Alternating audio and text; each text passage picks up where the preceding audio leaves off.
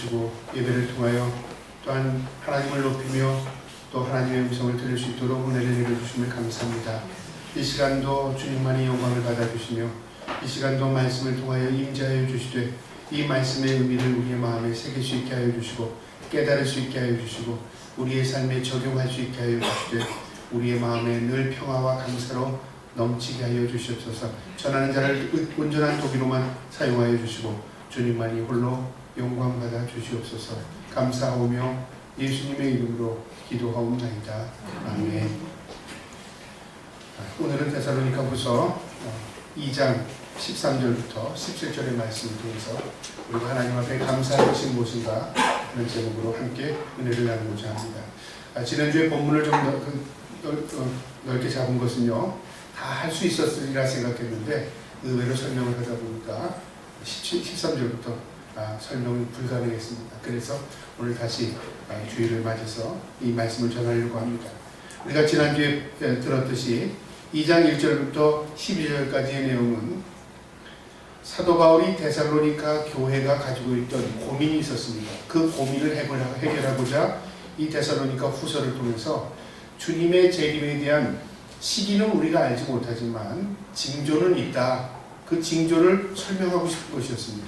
그러니까 믿음의 성도들에게 세상에 이런 현상이 있으면 주님이 다시 오신 때가 된 것이다 하는 징조를 가르쳐 주시는 것입니다. 그와 함께 오늘 본문은 무엇을 우리에게 말씀하시냐면 그렇다면 너희는 어떻게 살아야 되는가 그것을 가르쳐 주는 것입니다. 어떤 일을 당할 때 항상 우리는 똑같은 일을 당해도 대처하는 방법이 다르지 않겠습니까? 상황에 따라 다른 겁니다. 어떤 사람은 그 사람의 상황에 맞게 대처하는 것이고 또 우리는 우리에 맞게 생활을 대처하는 것입니다. 주님이 지금 이 땅에 오신다면 우리는 어떻게 살아야 됩니까? 만약에 죄 많고 허물 많고 구원받지 못할 사람은 두려울 것입니다. 왜요? 왜 하필이면 내가 좀 먹고 살만한데 이제 오셔가지고 내가 죽어야 되는가, 내가 심판받아야 되는가 두렵지 않겠습니까? 그런가 하면 이 땅에서 믿음을 지키며 살던 성도들은 주님 어서 오시옵소서, 내가 이 땅에서 힘들고 어렵게 살았지만 주님 오심을 기다렸습니다 하는 마라나타의 신앙으로 살게 되는 것입니다. 그러니까 주님이 이 땅에 오시는 그 시점을 우리가 알지 못하지만 우리가 대처하는 방법은 전혀 다른 겁니다. 그래서 2장 1절부터 12절까지에는 그 징조를 가르쳐 줬는데요, 간략하게 말씀드리면 이런 징조가 있답니다. 예수님이 이 땅에 오시기 바로 직전에 사람들은 배교하는 일이 벌어진답니다. 그러니까 신앙을 버리는 거죠. 가지고 있던 신앙까지 버리게 됩니다. 내가 예수 믿어서 뭐가 좋아? 심지어는 예수 믿다가는 내가 손해보겠구나. 심지어는 내가 예수 믿다가 내 목숨까지도 부지하기 어렵겠구나.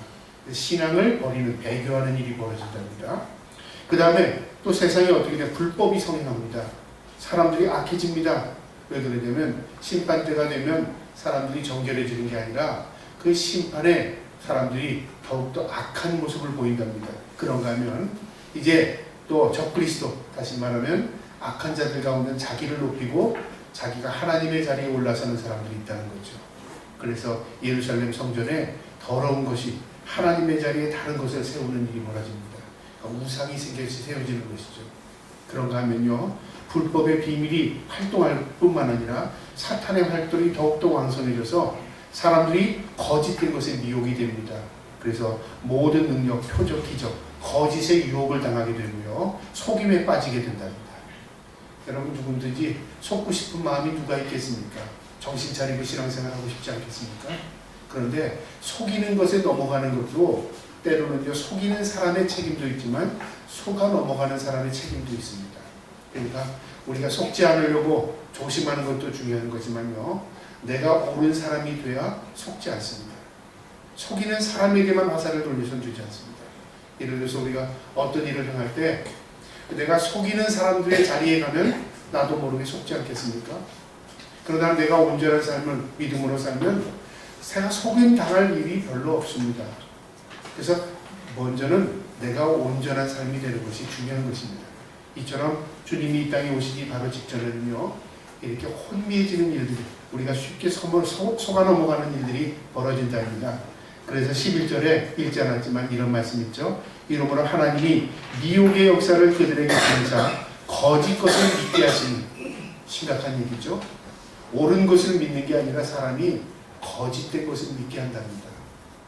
여러분, 우리가 간혹가다 그러잖아요. 거짓인지 아는데 어떤 사람이 그것을 넘어갈 때 참 기가 막힌 일이죠. 우리가 여러분, 나는 속지 않아, 나는 속아야지 그런 사람이 어디 있겠습니까? 나는 속지 않아, 속지 않을 거야 라고 말하지만 오히려 거짓된 것이 참된 것보다 더 진실되게 보일 때가 참 많습니다. 그래서 쉽게 넘어가는 것입니다. 그래서 우리가 영적으로 깨어 있어야 합니다. 12절에 진리를 믿지 않고 불의를 좋아하는 모든 자들로 하여금 심판을 받게 하려 하시느니라. 여러분, 중요한 핵심 요소가 있습니다. 왜 속냐면요, 불의를 좋아하는 모든 자들이랍니다. 불의한 것을 좋아하는 것이죠. 허황된 것, 헛된 것을 좋아하기 때문에 속아 넘어가는 것입니다.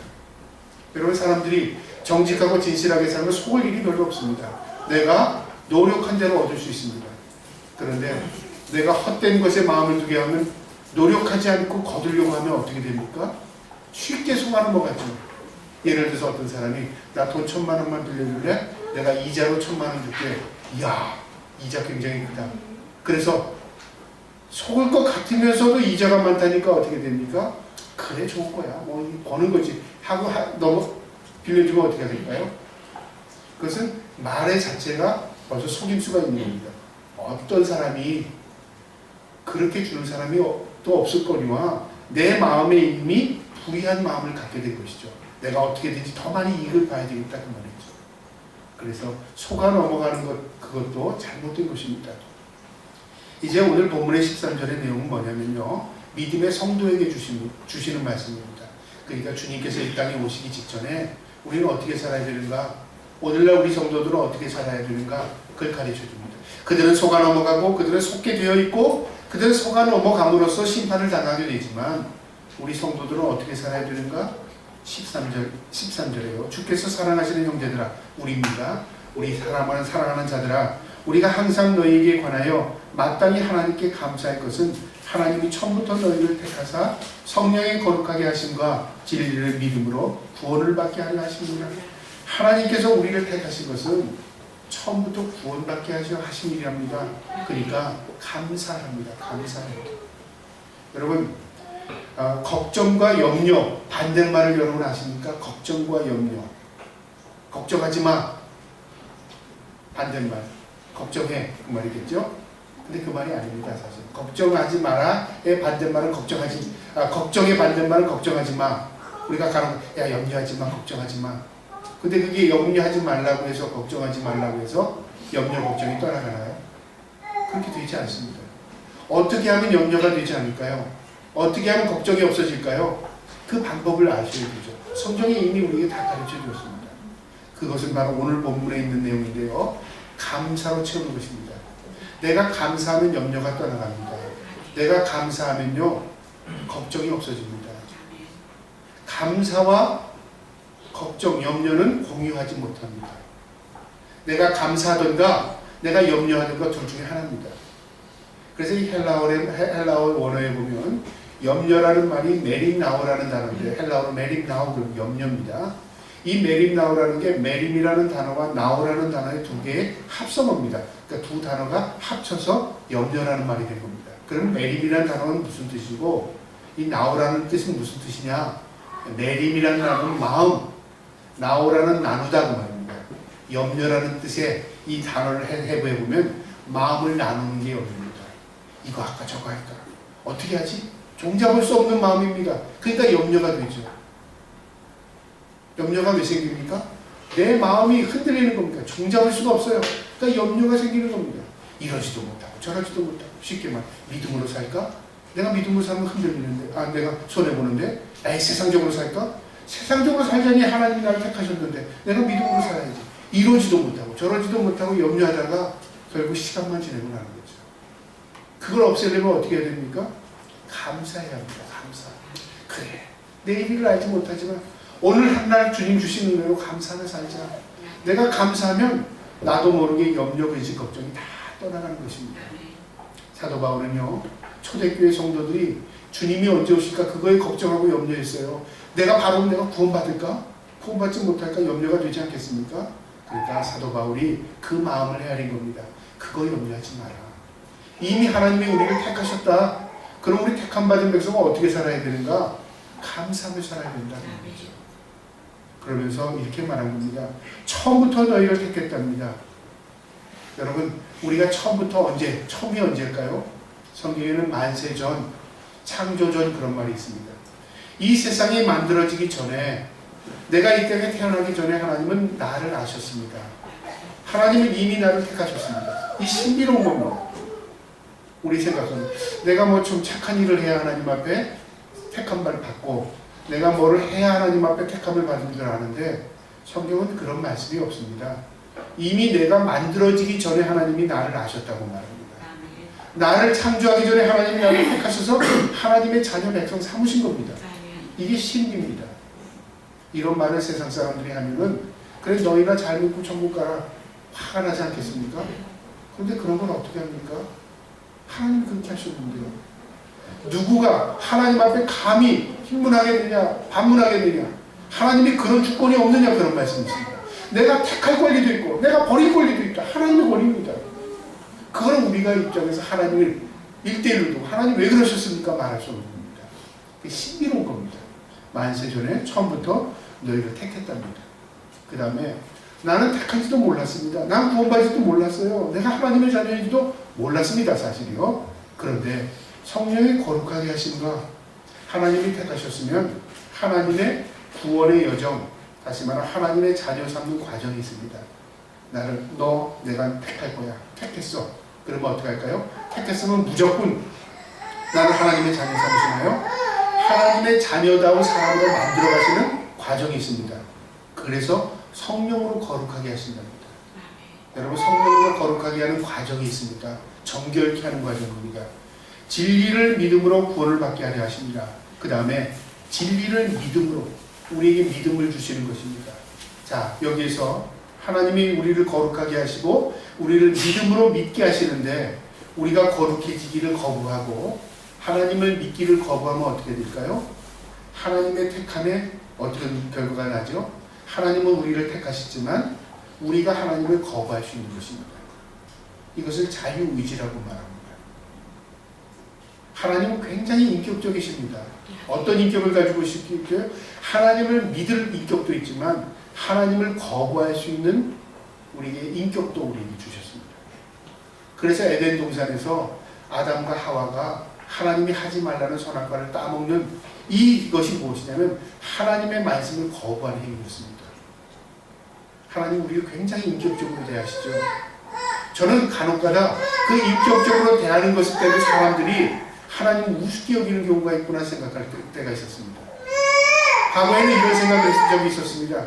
하나님의 뜻이라면 내 몸을 붙들고라도 하나님 끌고 가세요. 그런 생각을 했습니다. 그러나 하나님은요, 어떤 상황 가운데서도 우리의 목을 끌고 가시지 않습니다. 왜요?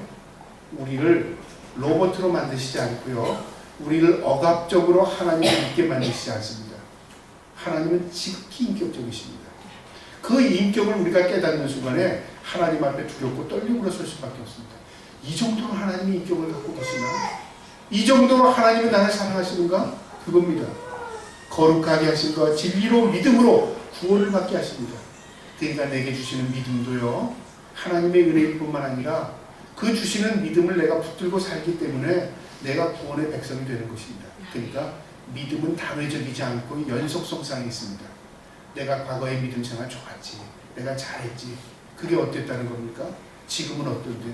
지금도 내가 믿음으로 살지. 그러면 과거에 내가 믿었던 것들이, 그 믿음이 지금도 온전한 나의 믿음으로 세워져가는 내게 복이 되지만, 과거에는 잘 믿었는데 믿어보니까 별 볼 일 없대. 그래서 요즘엔 교회 안 나가. 요즘엔 내가 안 믿으려고 그래. 그러면 어떻게 할까요? 과거에 내가 믿었던 것들이 아무것도 아닌 것입니다. 그냥 추억에 남는 것입니다. 그저 기억 속에 남는 것이죠. 그래서 믿음은 뭐예요? 과정입니다. 연속성상인 것입니다. 내가 믿고 싶어서 믿어지는 것도 아니고요, 내가 시기를 정해놓고 마지막 죽기 전에 내가 잘 믿어야지, 그렇게 되는 것도 아닙니다. 믿음은 하나님의 은혜의 선물입니다.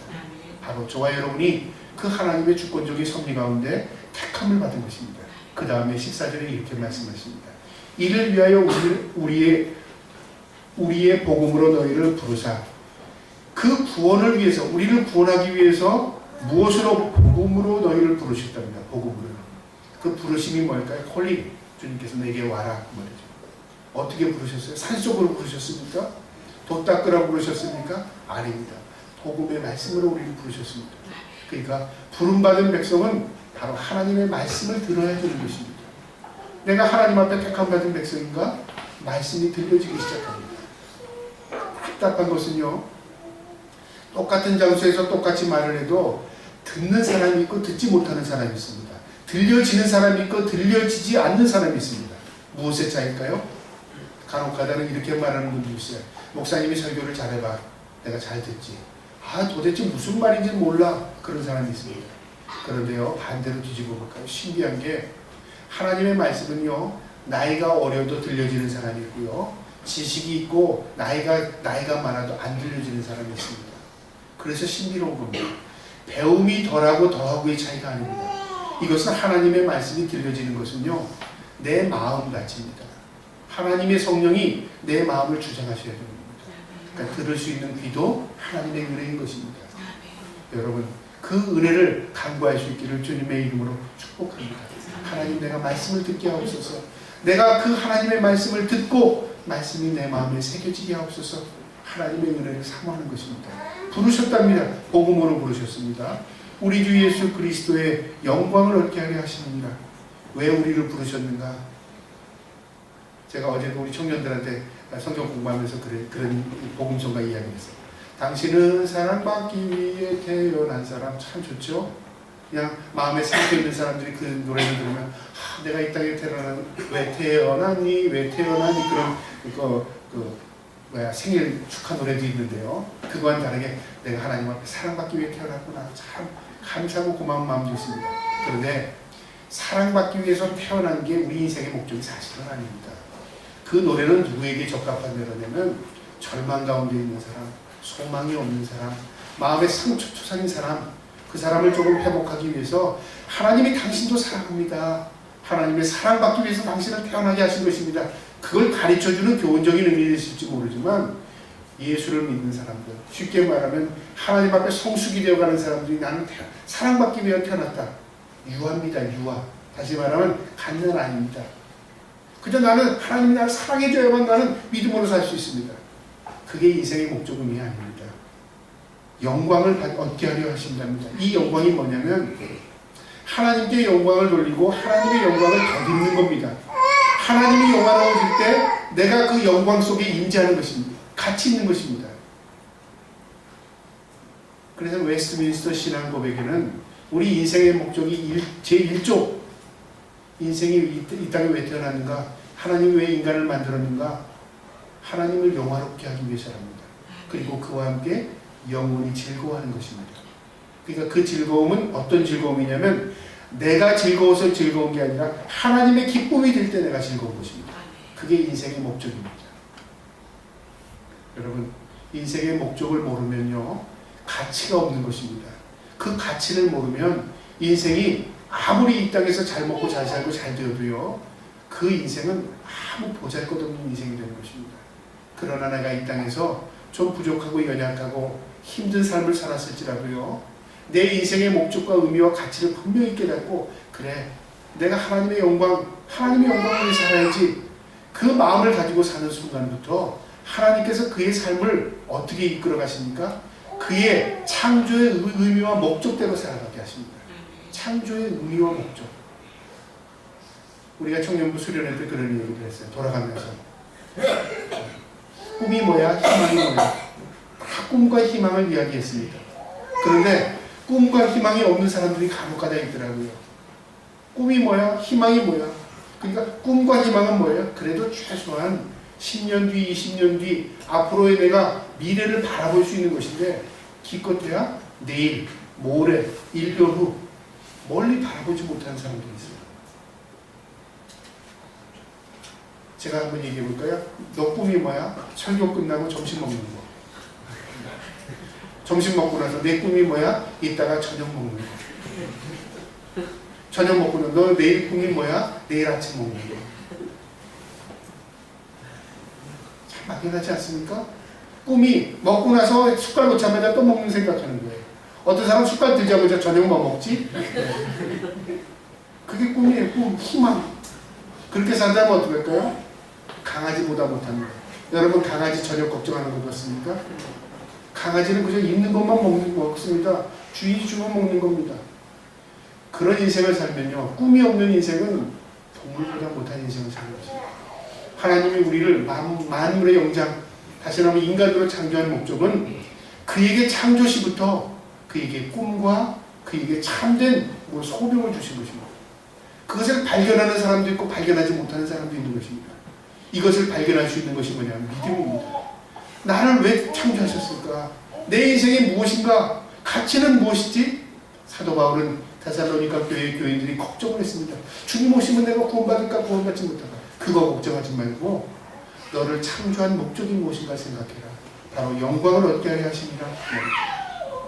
그 다음에 15절에요. 그러므로 형제들아 굳건하게 서서 말로나 우리의 편지로 가르침을 받은 전통을 지키라. 굳게 서라는 게 뭘까요? 뿌리를 박으라. 흔들리지 말라 그 말이죠. 우리가 믿음으로 살다 보면 때로는 세상의 사람들의 말에 현혹될 때가 있습니다. 야, 그렇게 산다고 너 복 받을 것 같아? 너 그렇게 산다고 뭐 누가 너 도움이 되는 줄 알아? 야, 그렇게 산다고 해서 하나도 잘 되는 사람 없더라. 만약 이런 얘기를 들어보세요. 그래, 믿는 것과 믿지 않는 게 차이가 뭘까?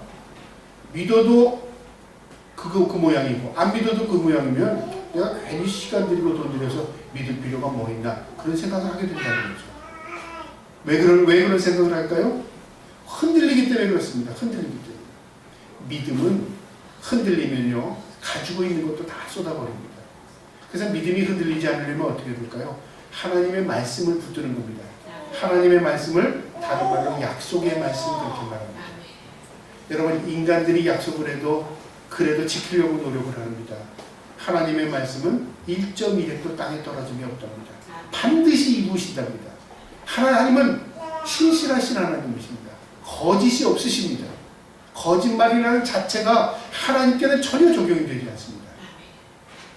그분은 진리십니다. 그래서 우리가 하나님의 말씀을 믿을 때에 결국 흔들리지 없이 견고히 설 수 있는 것입니다.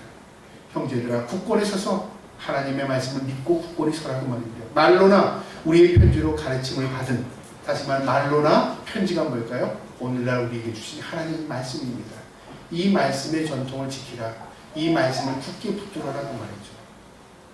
그래서 예수를 믿는 것은요 말씀을 믿는 것이고 이 말씀이 육신이 되어 이 땅에 오신 분이 예수 그리스도입니다. 그러니까 예수를 믿는 사람은 말씀을 덮어놓으면 예수를 믿지 않는 겁니다. 말씀을 지키고 말씀을 뜻을 깨닫고 말씀대로 살아야 내가 진정으로 믿는 사람인 것입니다. 저와 여러분이 올 한 해 하나님의 말씀을 붙들고 살기를 주님의 이름으로 축복합니다. 그래서 때로는 말씀이 잘 읽어지지 않을 때는요 이 하나님의 말씀이 적힌 것, 내가 적으면 가장 좋고 적지 못하면 요즘에 기독교 서점 같은 데가 말씀 카드 같은 게 있습니다. 그걸 곳곳에다 놓으세요. 탁자 위에도 놓고 책상 위에도 놓고 자동차 위에도 놓고 말씀 카드를 이렇게 놓고 늘 그냥 하루에 한 번씩 두 번씩 읽어보세요. 어느 순간에요 생각지도 않게 말씀이 탁탁 떠오릅니다. 암송하지 않으려고 해도요 그 말씀을 보고 그 다음에 지나가게 되면 어느 순간에 그 말씀이 아주 적합하게 적용이 탁탁 됩니다. 그래서 우리는 말씀이 생명입니다. 저와 여러분이 올 한 해 말씀 붙들고 살기를 축복합니다. 16절에요. 우리 주 예수 그리스도와 우리를 사랑하시고 영원한 위로와 좋은 소망을 은혜로 주신 하나님 우리 아버지께서, 다시 말하면 세상 사람들처럼 두려움에 대한 그 염려에 대한 걱정 그런 거 하지 말고 하나님 우리를 사랑하셨다. 그리고 하나님께서 영원한 우리를 위로하신다. 그리고 우리의 참된 소망은 이 땅이 아니라 바로 천국, 하나님이 우리를 위해 건설하시는 그 천국의 소망을 두고 살라는 말입니다. 그래야 우리가 흔들리지 않는 것입니다. 이 땅의 모든 것이 내 삶의 목표고 의미라면요 이 땅의 것이 이루지 않는 순간에 우리는 절망하게 되고 우리는 모든 희망에서 다 소멸되어 버립니다. 그러나 우리가 이 땅에서 이루지 못할지라도 우리에게는 소망이 있기 때문에 천국에서 모든 것들이 하나님의 뜻 가운데 응답되어집니다. 그러니까 우리가 이 땅에 있는 것에 집착하거나 이 땅에 있는 것에 꿈을 두고 살지 말라고 말입니다. 소망을 은혜로 주신 하나님 우리 아버지께서 17절에 너희 마음을 위로하시고 모든 선한 일과 말에 굳건하게 하시기를 원하노라. 이 사도 바울이 그들을 위해서 기도하는 말이 마음을 위로하신답니다. 하나님께서 너희 마음을 위로해 주시고 너희가 염려 근심 세상 것에 너희가 두려워하지 않기를 원한다. 하나님이 위로해 주시기 원한다. 그 다음에 선한 일과 말에 굳건하게, 하나님 말씀이죠. 선한 일, 너희가 성도로서 선하게 살고 하나님의 말씀에 붙들려 살기를 나는 기도하겠다 그 말입니다. 우리가 이 땅에서 사는 동안에요, 세상에 살지만 구별된 인생인들입니다. 삶의 의미와 목적과 목표가 다 다릅니다. 그러면 어떻게 살아야 합니까? 먼저 내가 하나님 앞에 감사함을 잊지 말아야 합니다. 네, 하나님, 내가 믿게 하신 것, 날 택해 주신 것, 내가 하나님의 자녀 백성들 것 감사합니다. 그 마음에 두시고요. 오늘 말씀처럼 우리가 무엇을 감사할까를 한번 떠올려 보려고 합니다. 오늘 말씀을 통해 4가지의 권면을 여러분에게 알려고 하는데요. 우리가 하나님 앞에 무엇을 감사해야 하는가? 먼저 하나님께서 우리를 불러주심에 대한 감사합니다. 14절에 있죠. 우리를 처음부터 너희를 택하시고 우리를 불러주셨답니다. 여러분, 세상에 모래알처럼 많은 사람들이 하나님 다 예수 믿는 거 아닙니다. 그러니까 우리는 확률의 사고를 가지고 있어요. 다수의 사고를 가지고 있어요. 많은 사람들이 안 믿기 때문에 믿는 것의 가치를 별로 몰라요. 그 다음에 또 어떤 가치를 있냐면, 좋은 거라면 사람들이 다 그것을 추구할 것 같은데 그것을 추구하는 사람들이 그렇게 많지 않다 그 말이죠. 이거 진짜야? 내가 믿는 거 진짜야? 이거 내가 옳은 길 가는 거야? 무엇을 보고 생각을 하냐면 비교하면서 생각합니다. 세상에 내 주위엔 안 믿는 사람들이 많은데 그 사람들도 잘 먹고 잘 살고 잘 하는데 내가 딱 이렇게 믿어야 되겠어? 이런 사고를 갖고 있는 겁니다. 하나님의 입장에서 볼까요? 나는 어리버리하게 예수를 믿지만 하나님의 입장에서는 그 모래알처럼 많은 사람 가운데 나는 톡톡 집어서 나를 하나님의 자녀 삼은 거예요. 놀라운 축복입니다. 놀라운 축복. 그런데 우리는 그것을 내 입장에서 해석하고 있다는 말입니다. 여러분, 하나님께서 여러분을 택해 준 것을 다시금 감사할 수 있기를 주님의 이름으로 축복합니다. 디모데후서 1장 9절에 이런 말씀이 있습니다. 하나님이 우리를 구원하사 거룩하신 부르심으로 부르심은 우리를 행위로 하심이 아니요 오직 자기 뜻과 영원하실 때부터 그리스도 예수 안에서 우리에게 주신 은혜대로 하심입니다. 내 행위 때문에 구원한 거 아니랍니다. 내가 착해서, 내가 의로워서, 내가 다른 사람보다 나아서 구원한 게 아니라 전적인 하나님의 주권적인 은혜랍니다. 뭘로도 해석할 수 없습니다. 여러분, 은혜로 구원받은 저와 여러분임을 늘 가슴 깊이 새기시기 바랍니다. 로마서 1장 1절에는요. 예수 그리스도의 종 바울은 사도로 부르심을 받아 하나님의 복음을 위하여 택정함을 입었다니, 사도 바울의 고백입니다. 내가 사도되고 내가 복음을 전하는 것 왜 그런 줄 압니까? 내가 열심히 해서 하나님 앞에 복 받으려고 아닙니다. 나를 그냥 부르신 거예요. 나를 택하신 거예요. 제 입장에서 얘기해 볼까요? 제가 나 이 다음에 목사 돼야지 그런 마음 가지고 있었는 줄 아십니까? 어릴 때는, 철없을 때는 목사 돼서 하나님이 기뻐하는 일을 해야지 마음 먹었습니다. 그런데 목사가 되려고 마음 먹는 순간부터 목사에 대해서 관심이 있지 않습니까? 관심 있게 목사를 보니까 매력이 하나도 없는 거예요. 매력이. 뭔 매력이 있어요? 돈을 버는 매력이 있어요. 남자다운 매력이 있어요. 무슨 다른 사람들이 추앙하는 매력이 있어요. 아무 매력이 없는 거예요. 인기 투표했더니 이발사 다음에 목사랍니다. 이발사 다음에 목사. 그러니까 우리나라 직업군에서 아주 이발사를 나쁘게 말하는 건 아니지만 그만큼 매력이 없는 직업 가운데 하나라는 거죠. 여러분, 하나님의 은혜로 목사된 사람입니다. 그저 하나님의 은혜를 붙들고 있는 겁니다. 제가 여러분을 잘 섬기고 교회를 잘 섬겨서 이 다음에 상금 많이 받고 천국 가서 하나님 앞에 칭찬받고, 여러분 그런 힘든 능력도 없습니다. 그저 내 신앙 하나 잘 지키고 싶은 것뿐입니다. 그저 내가 돌팔이 되지 않는 것, 내 꿈입니다. 그저 내가 옳은 길 가서 내가 천국 가서 하나님이 주신 삶을 잘 감당했습니다. 그것도 벅차요. 왜요? 옳은 길 가기가 그렇게 어렵기 때문에 그렇습니다. 여러분, 신앙생활이요, 하나님의 은혜입니다. 저와 여러분을 택해 주신 것 하나님의 은혜입니다. 그거 마음에 두시고 살기를 주님의 이름으로 축복합니다. 우리가 또한 감사할 것이요, 14절 하반절에 보면 영광을 위해서, 영광을 얻기 위해서 우리를 택하셨답니다. 영광. 여러분, 하나님은 우리가 영광을 돌리지 않아도 영화로우신 분이십니다. 우리가 하나님을 욕해도 세상의 모든 만물을 하나님이 창조한 영광의 주님이십니다. 그런데 왜 우리를 통해서 영광 받기 위해서 하나님께서 기다리시는 줄 아십니까? 나를 위해서 그렇습니다. 나를 위해서. 우리가 하나님 앞에 영광 돌린다 보니까 내가 하나님 앞에 뭐를 해드리는 줄 알는데 착각하지 마시기 바랍니다. 하나님은 나 없이도 얼마든지 영화로우신 분입니다. 하나님은 우리 없어도 얼마든지, 하나님은 세상의 만물이 다 주님을 인정하고 있습니다. 그런데 왜 나를 통해서 인정받기 원하셔요? 나를 위해서, 내가 위해서. 여러분, 부모와 자녀가의 생각을 해볼까요? 부모가 난 엄마 인정하지 않아. 그렇다고 엄마가 아닐까요? 엄마입니다. 그래 이놈아, 네가 나를 인정해도 내가 너를 아는데 어떡하냐. 그런데 자식이 나는 엄마를 인정해요. 어떤 일이 있어 엄마를 인정해요. 어떻게 할까요? 그래. 근데 못난 엄마지만 네가 인정해줘서 고맙다. 엄마와 자녀의 관계가 생깁니다. 관계가. 누구에게 복이 돼요? 자녀에게 복이 되는 것입니다. 하나님과 우리의 관계도요, 마찬가지입니다. 내가 인정한다고 하나님 더 높아지시고, 내가 하나님이 인정하지 않고 무시한다고 해서 하나님 낮아지실까요? 하나님은 관계가 없으신 분이십니다.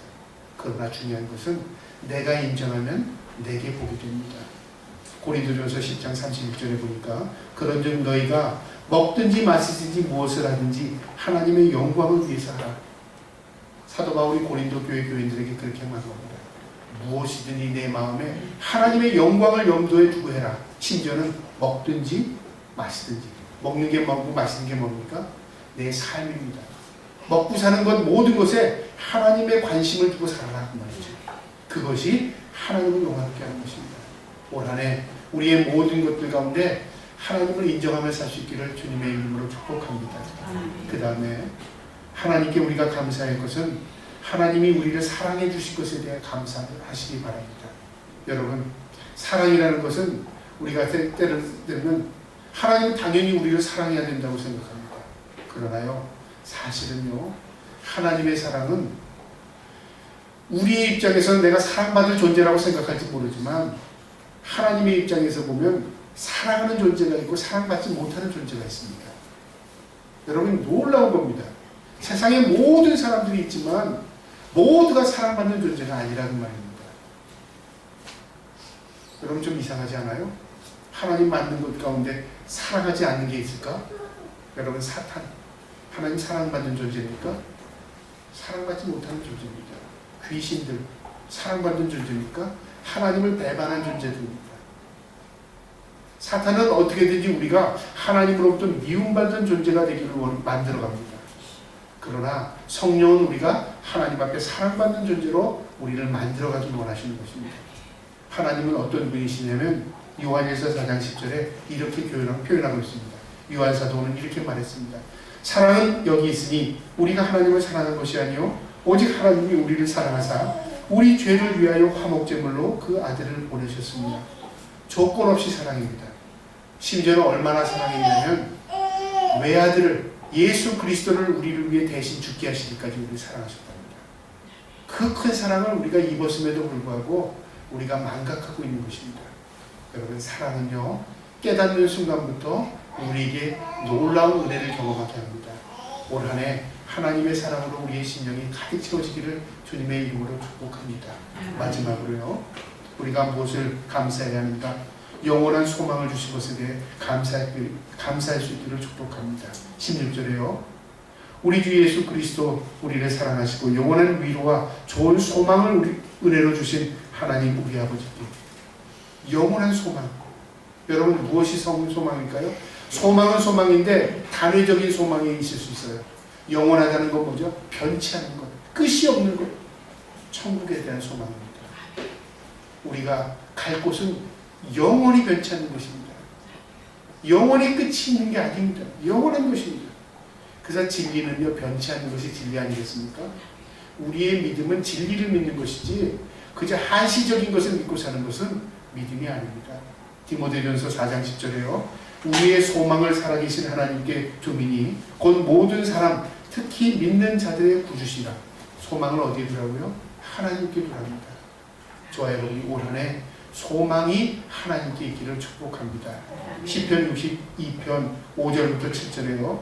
나의 영혼아 잠잠히 하나님만 바라라. 대저 나의 소망이 저로부터 쫓아나는도다. 오직 저만 나의 반석이시오 나의 구원이시오 나의 산성이시니 내가 요동치 아니하리로다. 나의 구원과 영광이 하나님께 있으며 내 힘의 반석과 피난처도 하나님께 있도다. 한마디로 말하면 하나님께 소망 두고 하나님 의지하고 살라 그 말입니다. 이것을 믿음이라고 말합니다. 올 한해 믿음 가지고요. 하나님께 소망 두시고 하나님 의지하고 살 수 있는 저와 여러분 되기를 주님의 이름으로 축복합니다. 아멘. 기도하겠습니다.